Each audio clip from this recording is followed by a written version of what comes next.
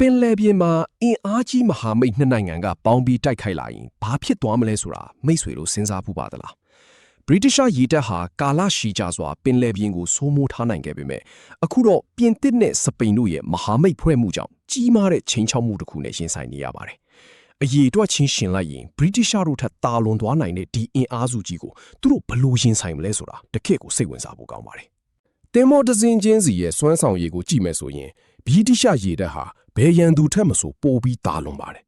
သူတို့ရဲ့တင်မောသားတွေဟာအတွေ့အကြုံရင့်ကျက်ပြီးခေါင်းဆောင်မှုကောင်းမွန်ကြပါတယ်တခြားတစ်ဖက်မှာတော့ပြင်သစ်ဟာတော်လန်ရေးကာလအတွင်းမှာအရေးချင်းရှိတဲ့ရေတပ်အရာရှိအများအပြားကိုဆုံးရှုံးခဲ့ရပါတယ်စပိန်ဘက်မှာလည်းငွေကြီးအခက်ခဲနဲ့လေ့ကျင့်မှုအားနည်းချက်တွေရှိနေတာပါဒါပေမဲ့ဒီအားနည်းချက်တွေရှိနေပါစေအောင်တော့သူတို့နှစ်နိုင်ငံပေါင်းလိုက်တဲ့အခါထော့ပေါ်လာမယ့်အင်အားကတော့ရှော့တွက်လို့မရပါဘူးဗြိတိရှတို့မှာတိုက်ပွဲဝင်နိုင်တဲ့အကြီးဆုံးသင်္ဘောအမျိုးအစားဖြစ်တဲ့ Ships of the Line သင်္ဘော144စင်းလောက်ရှိပါတယ်ပြင်သစ်မှာတော့69စင်းပဲရှိတာပါ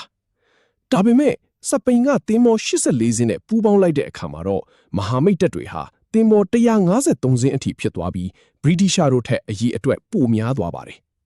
ဒီအင်အားစုကြီးသာပင်လယ်ပြင်မှာအောင်မြင်ပူးပေါင်းနိုင်သွားမယ်ဆိုရင်စစ်ပွဲရဲ့လမ်းကြောင်းတစ်ခုလုံးပြောင်းလဲသွားနိုင်ပါတယ်အဲ့ဒီအချိန်မှာဗြိတိရှတို့ကသူတို့ရဲ့အင်အားကိုဘယ်လိုဖြန့်ကျက်ထားသလဲဆိုတာစက်ကြည့်အောင်ပါဗြိတိရှတို့ရဲ့အင်အားအကြီးဆုံးတပ်ဖွဲ့ဖြစ်တဲ့ Channel Fleet ဟာမိခင်နိုင်ငံကိုကာကွယ်ဖို့အတွက်သင်္ဘော16စင်းနဲ့စောင့်ကြပ်နေပါတယ်ပြင်သစ်ရဲ့ Atlantic ဆိပ်ကမ်းတွေကိုလည်းတပ်စိတ်တွေနဲ့စောင့်ကြည့်နေတာပါအဲ့ဒီထဲမှာအကြီးဆုံးကတော့ Brest ဆိပ်ကမ်းပဲဖြစ်ပါတယ်မြေထဲပင်လယ်ဘက်မှာတော့ဗြိတိရှရေတပ်ဟာအစပိုင်းမှာသင်္ဘော10စင်းနဲ့လှုပ်ရှားခဲ့ပေမဲ့စပိန်ကစစ်ပွဲထဲပါဝင်လာတဲ့အခါမှာတော့ဗြိတိရှတို့ဟာအင်အားချင်းမမျှတတော့တာကြောင့်ပေါ်တူဂီဘက်ကိုပြူဟာမြောက်ဆုတ်ခွာဖို့ဆုံးဖြတ်ခဲ့ပါတယ်ဒါဟာပိုမိုအားကောင်းတဲ့တုံ့ပြန်မှုအတွက်အစီအစဉ်ချတာလည်းဖြစ်ပါတယ်ပေါ်တူဂီကိုရောက်တဲ့အခါမှာတော့အဲ့ဒီရေတပ်စုကိုသင်္ဘော15စင်းအထိအင်အားဖြည့်တင်းခဲ့ပါတယ်